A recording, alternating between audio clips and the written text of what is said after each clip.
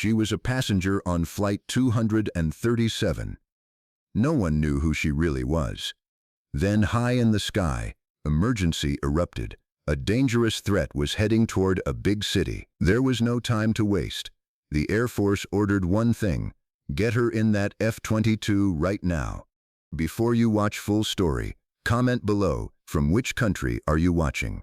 Don't forget to subscribe for more amazing stories. It was a quiet Tuesday morning in October. The airport in Charleston, South Carolina, was busy but calm. People walked with coffee cups. Families waited near the gates. Nobody knew that this normal morning was about to change. Flight 237 was a regular passenger flight. It was going from Charleston to Denver, Colorado.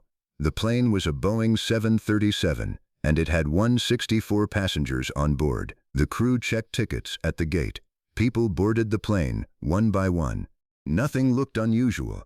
Among the passengers was a young woman named Captain Sarah Blake. She looked like any other traveler. She wore a plain black jacket, blue jeans, and simple sneakers. Her hair was tied back in a loose ponytail. She carried a small gray backpack. She walked to her seat in the middle of the plane, put her bag under the seat in front of her, and sat down quietly. Nobody looked at her twice. She looked tired, like someone going home after a long work trip. Nobody could guess that Sarah was one of the most skilled fighter pilots in the United States Air Force. Her real job was a secret to everyone around her.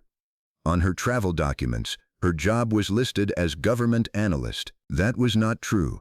Sarah flew the F-22 Raptor, one of the most advanced fighter jets in the world. Sarah had joined the Air Force at the age of 22. She trained for many years. She learned to fly small planes first, then fast jets, and finally the F-22. Very few pilots in the whole country were allowed to fly this aircraft. It needed years of training and perfect skill. Sarah had flown more than 30 real missions. She had chased unknown planes near the coast. She had flown next to enemy aircraft that came too close to American skies.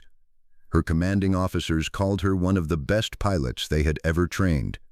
She had earned a call sign during training, the way many pilots do. Her call sign was Falcon. Other pilots said she could see danger before anyone else noticed it. She could react fast and stay calm even when things became dangerous. But right now, sitting in seat 18C, she was not Falcon. She was just Sarah, a tired woman going to see her parents for a short holiday. She had not taken time off in almost a year. This trip was supposed to be simple rest. The plane took off at 9 o'clock in the morning. The sky was clear and blue. Sarah put her head against the window and closed her eyes. She wanted to sleep for a while. The plane climbed higher, and soon it was flying above the clouds at 36,000 feet. Passengers relaxed. Some watched movies. Some read books. Everything felt normal. About 1 hour into the flight, Sarah's phone vibrated. She had a special phone given to her by the Air Force. It could receive messages even during a flight using a secure military system. She opened her eyes and looked at the screen. The message said, "Urgent alert, possible airspace threat near Denver. Stand by for further instructions." Sarah sat up straight. Her sleepy feeling disappeared at once. She read the message twice to make sure she understood it correctly. A few seconds later, another message arrived. This one said, "Unknown aircraft detected entering restricted airspace near Denver, not responding to radio calls. All nearby fighter jets are being sent to intercept. You are the closest qualified pilot. Stand by for activation." Her heart began to beat faster. She understood the situation right away. Somewhere near Denver, a strange and possibly dangerous aircraft was flying without permission. The Air Force needed every trained pilot they could find, and by chance, she was flying almost directly toward the danger zone. A third message came only a minute later. It said, "Captain Blake, you are activated for emergency duty. Aircraft is ready at Buckley Air Force Base near Denver. Please inform the flight crew immediately. This is an emergency of national importance." Sarah took a deep breath. She unbuckled her seatbelt and stood up slowly. She did not want to scare the other passengers, so she walked calmly toward the front of the plane. A flight attendant named Rebecca was standing near the galley preparing drinks. Sarah spoke quietly. she said, "Excuse me, I need to talk to the captain right now. It is very important and related to national security." Rebecca looked surprised. She said, "I am sorry, but passengers cannot go to the cockpit. If you have a message, I can pass it to the captain for you." Sarah reached into her jacket pocket and pulled out her military identification card. She held it so Rebecca could read it clearly. It showed her name, rank, and unit. Rebecca's face changed immediately. She understood that this was not a normal request. Rebecca said, "Please wait one moment," and walked quickly toward the cockpit door. She knocked, and after a short pause, the door opened. Inside the cockpit, Captain Daniel Foster was flying the plane. He had almost 20 years of experience flying passenger jets. His co-pilot, First Officer Lisa Martinez, sat beside him. When Rebecca explained the situation, both pilots looked confused, but they allowed Sarah to step inside. Sarah showed her identification card again and spoke in a clear voice. She said, "Captain Foster, my name is Captain Sarah Blake. I am an active member of the United States Air Force. I fly F-22 fighter jets. I have just received emergency orders. There is an unknown aircraft near Denver that is not responding to any communication. I need this flight to change course and land at Buckley Air Force Base immediately." Captain Foster looked at her carefully. He said, "I understand this is serious, but I cannot simply change our destination because someone tells me to. I need proper confirmation." At that moment, Sarah's phone rang again. She answered it, spoke a few words, and then handed the phone to Captain Foster. She said, "Sir, this is General Andrew Reed from North American Aerospace Defense Command. He needs to speak with you directly." Captain Foster took the phone carefully. A deep and steady voice spoke on the other end. The general explained that the situation near Denver was real and serious. He said the airline and the pilot would face no legal problems for the change of course. He asked Captain Foster to divert the plane immediately for the safety of the country. Captain Foster listened without saying much. After the call ended, he handed the phone back to Sarah. He turned to his co-pilot and said, "We are diverting to Buckley Air Force Base right now." He then radioed air traffic control and explained the emergency situation. The controller quickly gave him a new path to follow and cleared the sky ahead of them. Captain Foster then spoke to the passengers using the intercom. He said, "Ladies and gentlemen, this is your captain speaking. We are changing our course and landing at Buckley Air Force Base due to a military emergency. There is nothing wrong with the aircraft itself. Please remain calm and stay in your seats. We will explain more once we are on the ground." The passengers began talking loudly. Many looked worried and confused. Some people started recording videos on their phones.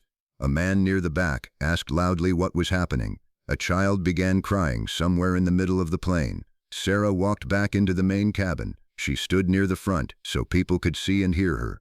She spoke in a calm and clear voice. She said, "Everyone, please listen. My name is Sarah Blake. I am an active duty officer in the United States Air Force. There is no danger to this flight. The plane is safe. I have been called for an emergency duty related to national security, and that is why we are landing at a military base. Once I leave the aircraft, this flight will continue safely to Denver. Thank you for your patience."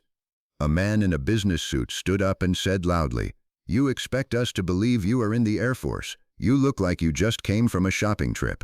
Sarah did not have time to answer him. At that exact moment, a loud sound shook the plane. It came from outside, and it was deep and powerful. Passengers on one side of the plane looked out of the windows and gasped. 2 fighter jets were flying right beside the plane, matching its speed perfectly. Their metal wings shined in the sunlight. Everyone could see how close they were. One of the jets moved slightly away from the plane and then rolled smoothly in a full circle in the sky before returning to its position. This movement is known in aviation as a salute roll. Pilots use it to show respect to someone. The whole cabin became silent. The man who had spoken rudely sat back down without saying another word. The plane landed at Buckley Air Force Base about 12 minutes later. As soon as the wheels touched the ground, several military vehicles rushed toward the runway. The plane came to a stop, and stairs were placed at the door. Sarah stepped out quickly into the cold morning air. 2 officers were waiting for her. One of them said, "Captain Blake, we need you right away. Your jet is ready and fueled. Every second matters." They moved fast toward a waiting vehicle. Inside, someone handed Sarah a flight suit. She changed quickly while the vehicle moved across the base. Someone else gave her a helmet and a small card with details about the situation.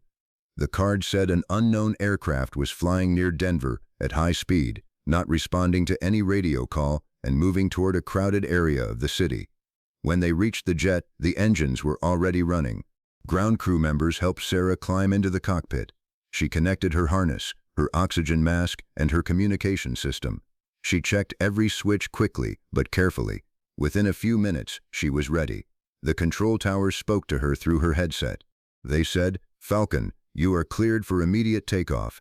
Unknown aircraft is currently 40 miles from Denver, moving south. You are cleared to identify and report.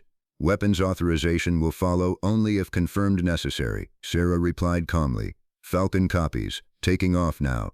She pushed the throttle forward, and the jet raced down the runway before lifting smoothly into the sky. She climbed fast, higher than any regular airplane could go, and soon she was flying faster than the speed of sound. Her radar screen showed a single unknown object ahead of her, moving steadily toward the city. She flew closer, staying above and behind the unknown aircraft so it would not notice her approach. As she got near, she saw that it was a large drone without any markings or identification. It was flying in a straight line following a fixed path, heading directly toward a crowded part of Denver. Sarah reported what she saw. She said, "Falcon has visual on the unknown aircraft. It is an unmanned drone, no markings visible. It appears to be following a set course toward the city center. I cannot confirm what it is carrying." The control tower asked her to move closer and check for any dangerous equipment attached to the drone. Sarah moved carefully, staying at a safe distance while looking at the aircraft. She noticed something attached beneath its wings. She recognized the shape immediately. It looked like an explosive device, similar to one she had studied during training. She reported again. She said, "Falcon confirms the drone is carrying what appears to be an explosive device under its left wing. It continues moving toward the city, requesting immediate instructions." There was a short pause on the radio. Then General Reed's voice came through clearly. He said, "Falcon, you are authorized to eliminate the target immediately. Confirm you understand." Sarah replied, "Falcon copies, engaging now." She moved her jet into position and locked her weapon system onto the drone. She fired once. The missile flew straight and hit its target perfectly. The drone broke apart in the sky, and the pieces fell harmlessly over an empty field far from any homes or buildings. Sarah reported back immediately. She said, "Falcon confirms target destroyed. No danger to the city." General Reed's voice returned, sounding relieved. He said, "Excellent work, Falcon. You may return to base." Sarah turned her jet back toward Buckley Air Force Base. As she flew, she felt her body relax slowly. The tension of the last hour began to fade. She landed smoothly and taxied back to the same spot where she had taken off just minutes earlier. When she climbed out of the cockpit, General Reed was standing there waiting for her. He saluted her, and she returned the salute. He said, "Captain Blake, that drone was heading straight for a crowded market area. If it had reached its target, many people could have been hurt. You stopped it just in time." Sarah simply said, "I was just doing my job, sir." The general shook his head slightly and said, "You were on vacation an hour ago. Most people would need time to think clearly in a moment like this. You needed only a few minutes. That is not something every person can do." After the mission, Sarah was taken to a quiet office where officers asked her questions about what she had seen. She answered every question clearly and honestly. She described the drone, its speed, its direction, and the device attached to it. Investigators later confirmed that her report matched exactly what they found in the wreckage. A few hours later, Sarah changed back into her regular clothes. She walked back across the base toward the passenger plane, which was still waiting on the runway. When she stepped inside through the front door, something unexpected happened. Every single passenger stood up. They began clapping loudly. Captain Foster stood near the front of the plane, clapping along with everyone else. Rebecca smiled and clapped too.